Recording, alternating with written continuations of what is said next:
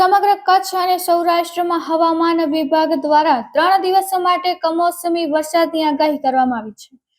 ત્યારે ભુજમાં એકાએક વાતાવરણમાં પલટો જોવા મળ્યો હતો।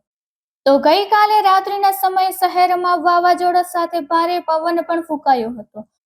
તો હાલમાં અમારા કચ્છ કેર ટીવી ન્યૂઝની ટીમ દ્વારા ભુજના શહેરના એસટી કોલોની વિસ્તારની મુલાકાત લેવામાં આવી હતી। ત્યારે આપ આ દ્રશ્ય પરથી જોઈ શકો છો કે વાતાવરણમાં અચાનક જ પલટો આવતાની સાથે ભારે ધૂળની ડમરી ઉડી રહી છે।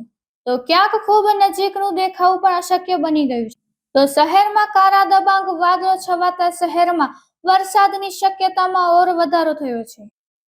ભારે પવનના કારણે થતી નુકસાનીથી બચવા સાવધાન રહેવા અપીલ કરવામાં આવી છે। કચ્છ કેર ટીમ અત્યારે એસટી કોલોની પાસે છે અને ખાસ કરીને જે વાતાવરણમાં પલટો માર્યો છે અને વરસાદની આગાહી કરેલી હતી।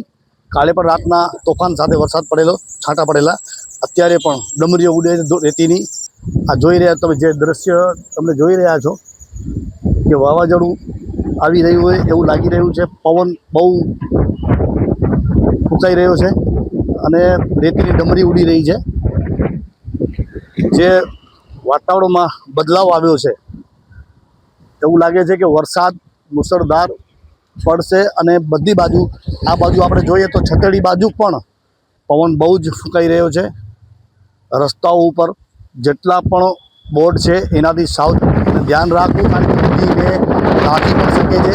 છાપરાઓ હોય, બોર્ડ હોય, ઉપર જે પેનલો આવે છે બધેથી સાવધાન રહેવું, કારણ કે સામે જુઓ તમે અત્યારે પણ અમે લાઈવ ઉભેલા છીએ અને આપ જોઈ રહ્યા છો કે જે રીતે આ દેખાય છે તમને આમાં અકસ્માત પણ થઈ શકે।